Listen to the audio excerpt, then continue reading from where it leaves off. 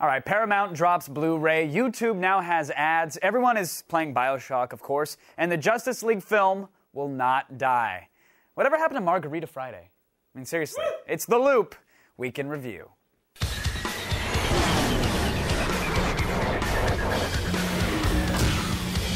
All right, joining me tonight, editor-in-chief for IESB.net, Robert Sanchez is here. Host of the tech podcast Textra, Natalie Del Conte joins us. And associate editor for Destructoid.com, Chad Conselmo is here. Welcome to The Loop, everybody. Let's get started with Paramount Pictures. They joined Universal Studios this week, announcing that they will begin to offer movies exclusively in the HD DVD format rather than Blu-ray. Natalie, how does Paramount's announcement affect this format war? It doesn't even matter at this point.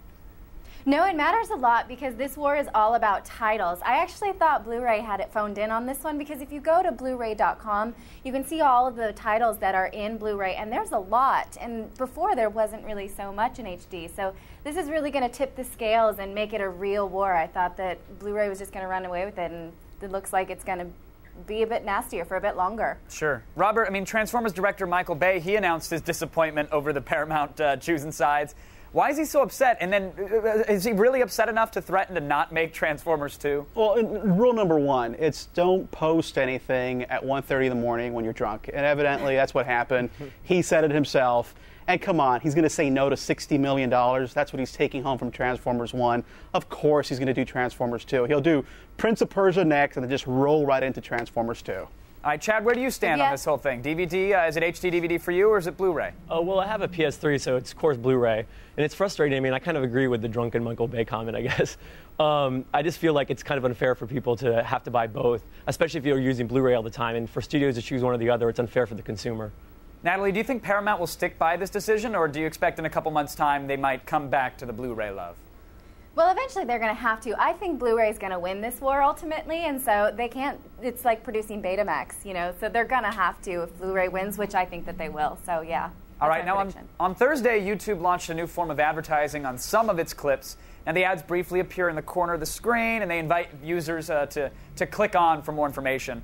Now, Chad, I'm wondering, do you think these advertisements, are they going to frustrate the YouTubers, or is this just expected at this point? Oh, yeah. I mean, it's ridiculously frustrating. I checked out one, and already within one, I was frustrated. I mean, it's kind of like when you're watching, like, Lost or something, and some dramatic scenes happening, and they have, like, ballroom dancers running across the bottom of the screen promoting, you know, Dancing with the Stars. It infuriated me just, and I mean, I wanted to watch my old people falling down the stairs, like, without any interruption, damn it. Right. You need your skateboarders breaking their arms, and it's full YouTube glory. Exactly. I mean, I don't want anything blocking the screen during all that. Natalie, should we be angry or thankful that they didn't go with the pre-roll commercials, though? Well, I'm thankful, but you know, there is a way around this. There's something called TubeStop, which is a Firefox plugin. So if you just install it into your Firefox as a plugin, it will give you the embeddable video player instead of YouTube's native player. So if you really want to get around it, you can. It's a bit of a buggy plugin, but you know, if you hate it that much, I personally don't think it's that intrusive. You know, you just get over it. We've been marketed to, you know, left and right, so it doesn't really change the content. But you know, better yet, you know, but why?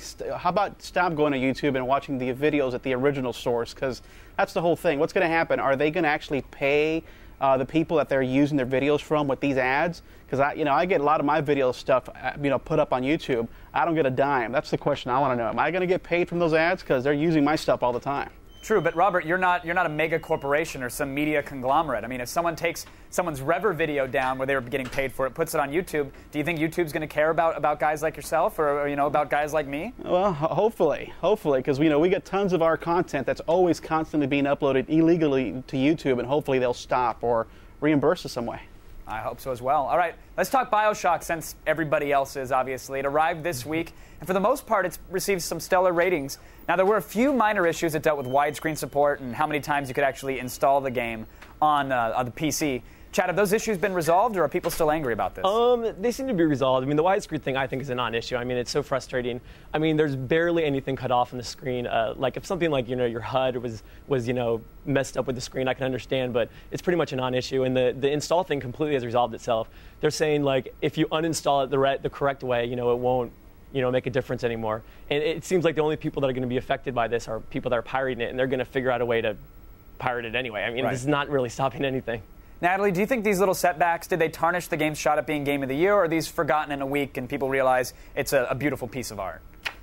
I don't think so. I don't think people forget DRM issues because DRM is so charged right now. And, you know, that uninstall thing is, you may say it's not an issue, but I think it is an issue. There are people who want to have it on multiple machines, even if they're not pirating, you know, your work computer, your home computer, your whatever it is you travel with. So I think to not have DRM figured out right away is a rookie move. But I think it's very rare that a lot of people have things on multiple computers, especially a game like BioShock. I mean, it seems rare that people would have it on so many things that it would, you know, be a problem. But you'd agree that if you purchased the game and were expecting to put it on multiple machines and you were stopped, you know, from doing that, right. You might be a little frustrated as a to. consumer, right? Yeah, that's true. And it's also kind of a pain, too, that you're having to upload all your information from your computer to the internet. Yeah, that's another story entirely. But now, let's go from the small computer screen to the big screen, Rob. Do you think BioShock, I mean, it's a hit largely due to the storyline. Are there any rumblings that Hollywood might turn this into a movie? Nothing that we've heard, but come on, Universal just about to put out Mr. Bean's Holiday or something, so everything's becoming movies.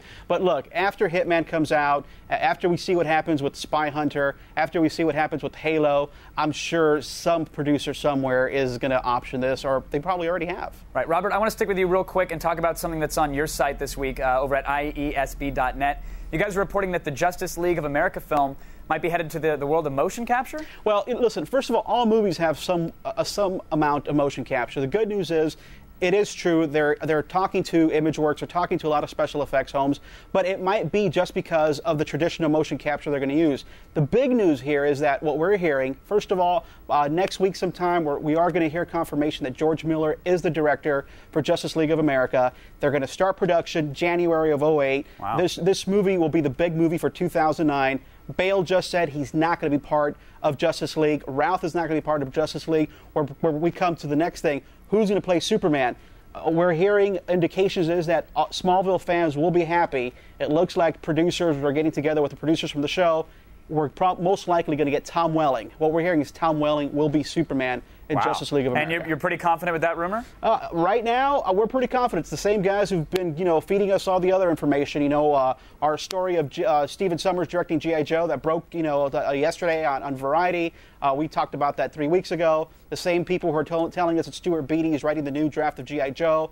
So it's a pretty good source, then, to say the least. Pretty wow. solid. Well, that's exciting news, Robert. We thank you for sharing with us. Everybody, I want to thank our guests, Robert, Natalie, and Chad, for keeping us in the loop. Attack of the Show, weeknights at 7, only on G4.